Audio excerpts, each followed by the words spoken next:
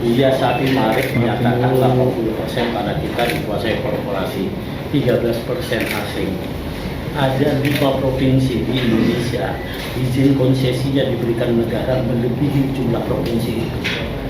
Saya ingatkan kepada seluruh rakyat Indonesia, jangan sampai anak cucu kita jadi penumpang gelap di tanah kelahiran nenek moyang. Saya ingatkan ya, ada sebuah negara yang dulu bukan miliknya, sekarang sudah dikuasai, bahkan dan sekarang tidak, suara ajan itu tidak bisa. Siapa kalau hari ini saya kalah dalam sidang ini, berarti seluruh rakyat Indonesia siap-siap bisa dikriminalisasi. Di FKMTI sertifikat hak milik, ya, di FKMTI itu korbannya memiliki sertifikat hak milik, bisa digugat, bisa dipidana.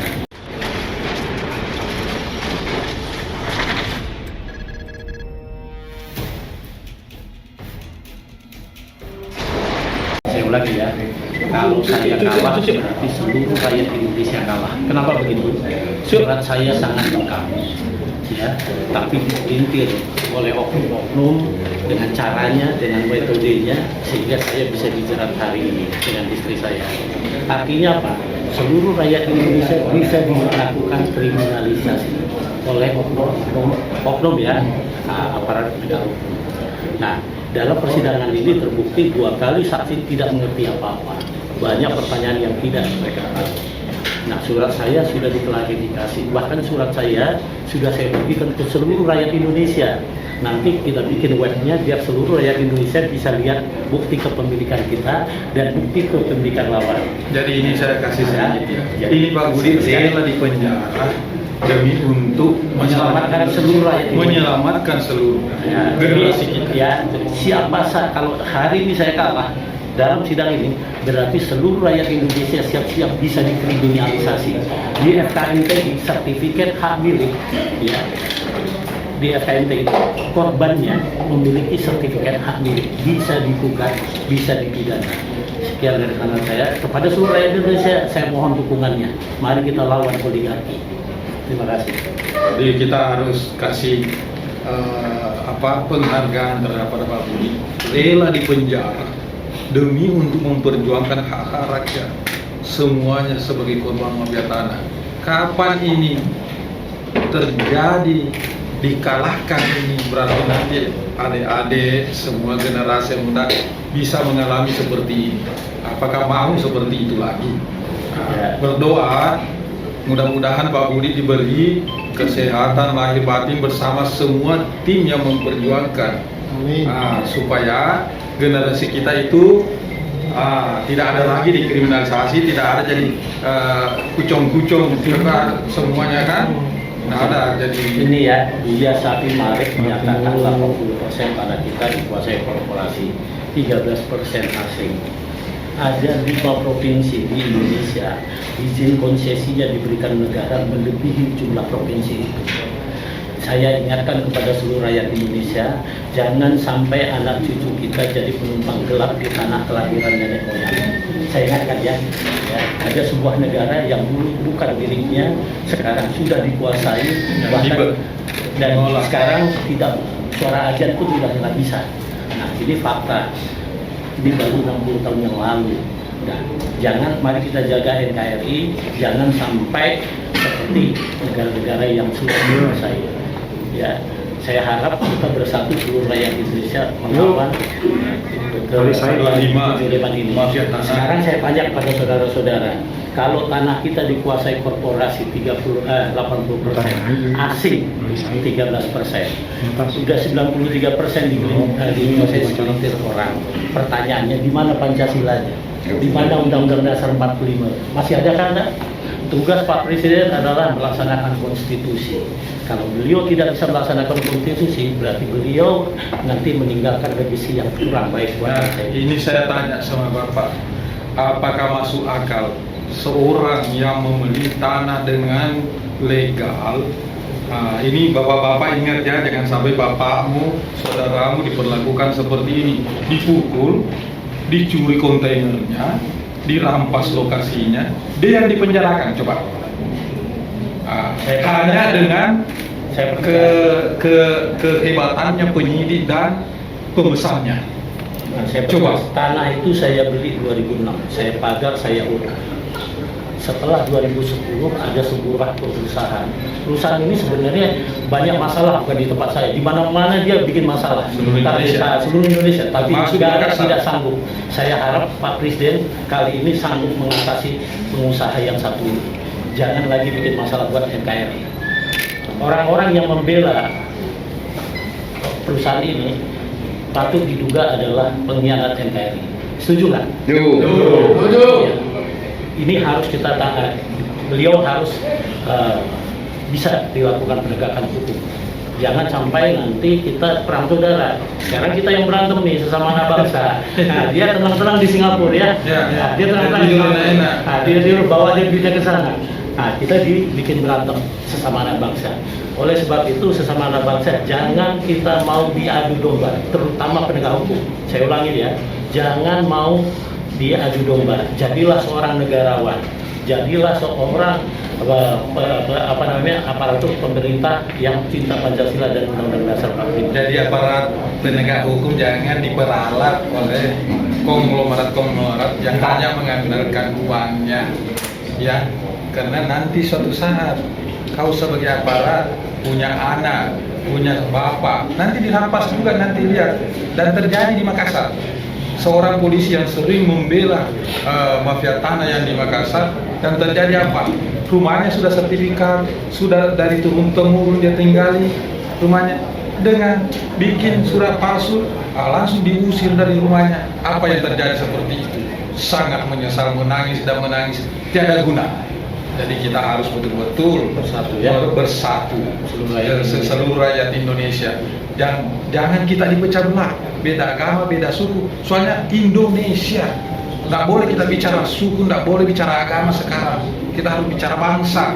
Nenek moyang kita korban jiwa dan raga untuk mencapai kemerdekaan ini.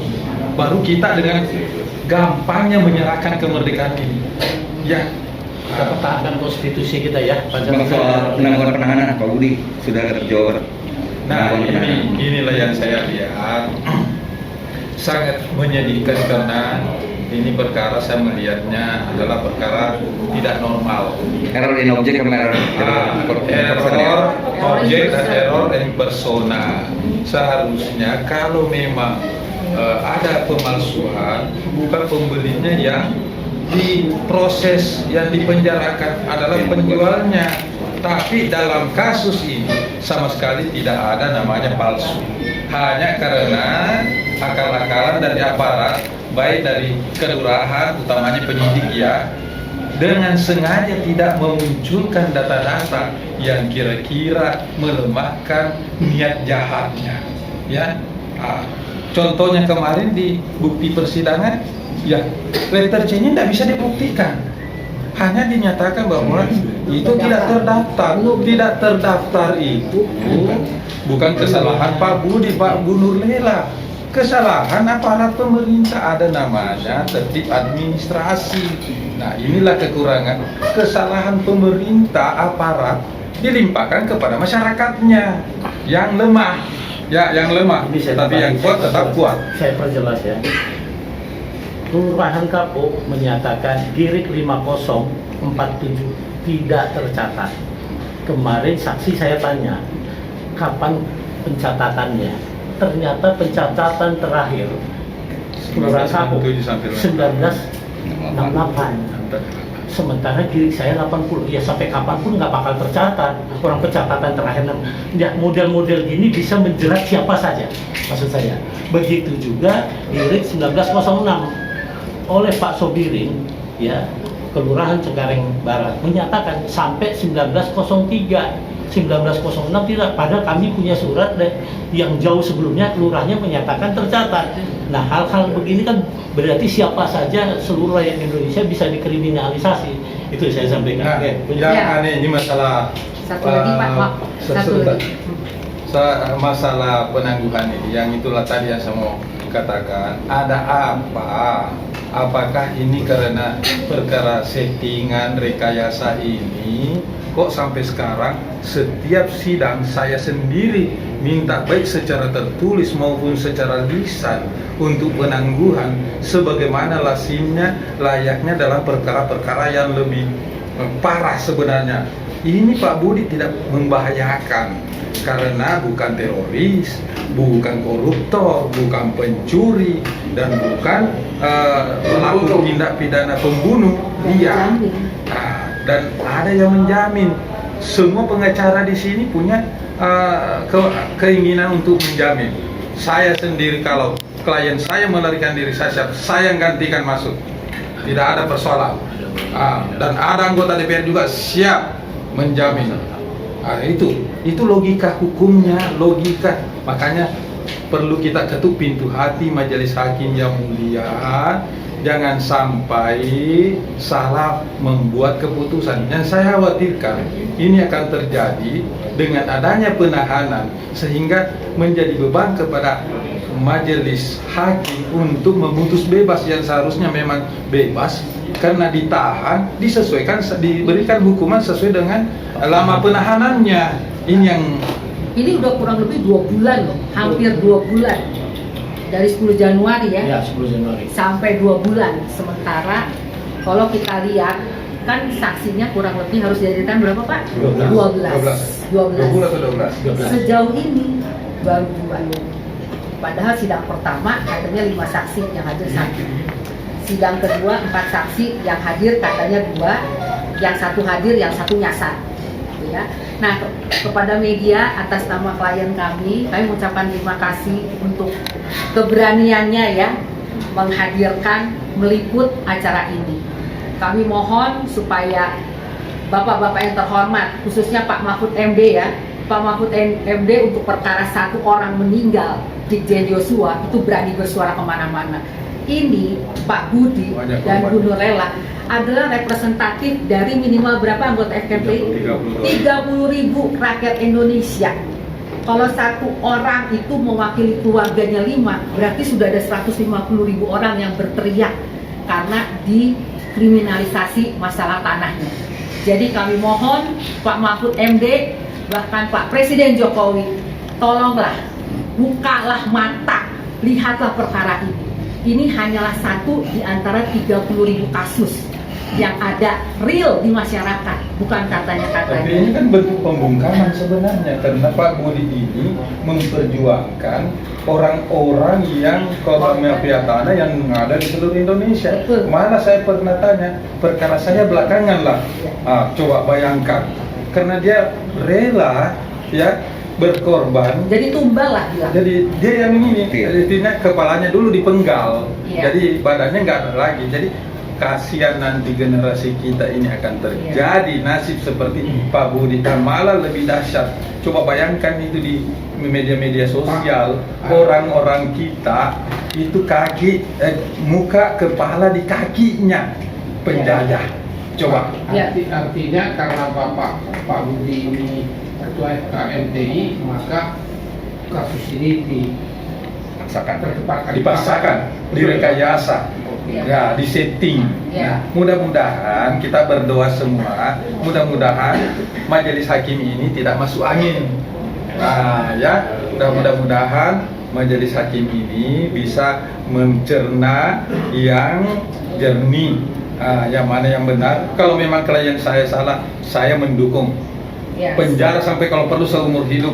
Yes. Tapi tolong juga jangan dirampas kemerdekaannya dulu sebelum ada bukti hasil persidangan yang memutuskan bahwa dia melakukan tindak pidana. Ini pun tindak pidana pemalsuan saja seperti ini, luar biasa. Padahal ada yang teroris, ada yang penipu luar biasa. Kok bisa ditangguhkan? Melang-lang buana malah pergi nonton sepak bola di mana-mana. Negara apa ini? Katanya negara hukum. Nah. Satu lagi, selain kita menghimbau majelis hakim, kita tahu ya sekarang zaman netizen ya. Jadi kami mohon supaya bapak-bapak, ibu-ibu yang berani menyuarakan terus bersuara, jangan takut. Kita percaya Tuhan selalu menyertai orang-orang yang berani dan berjalan yang benar. Satu lagi kami mohon ke media mainstream ya, kita lihat tadi di sidang sebelah hiruk pikuk gitu ya, padahal kasusnya cuma narkoba, sementara ini penipuan tanah. Kemana media banyak mainstream? korbannya. Kemana media mainstream? Mana gitu loh. Ini mewakili 30.000 pemilik tanah yang sekarang berteriak menjadi korban. Media mainstream mana? Kebetulan zaman dulu saya wartawan. Saya bingung nih, mana hati nurani wartawan nih? Hei, wartawan-wartawan semua pada kemana nih? Yang katanya amanat hati nurani rakyat, mana? Oke, satu lagi. Tanah saya dirampas mendalilkan SHGB 1633 atas nama PT PMJ.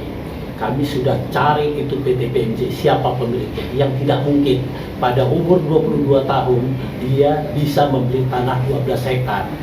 Yang menjadi miris adalah tanah itu saya beli dengan harga NJOP 1.200.000 tahun 2006.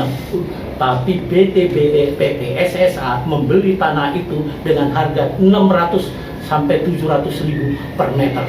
Masuk akal tidak? Nah, saya ulangi ya, saya membeli tahun 2006 itu 1,5 juta kurang lebih Per meter.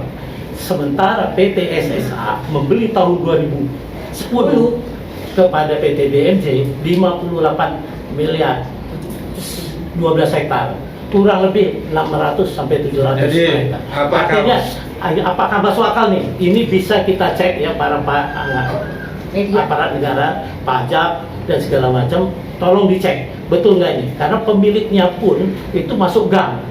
Kami sudah Sekarang, cek yang sekarang. direkturnya. Baik itu direkturnya maupun komisarisnya.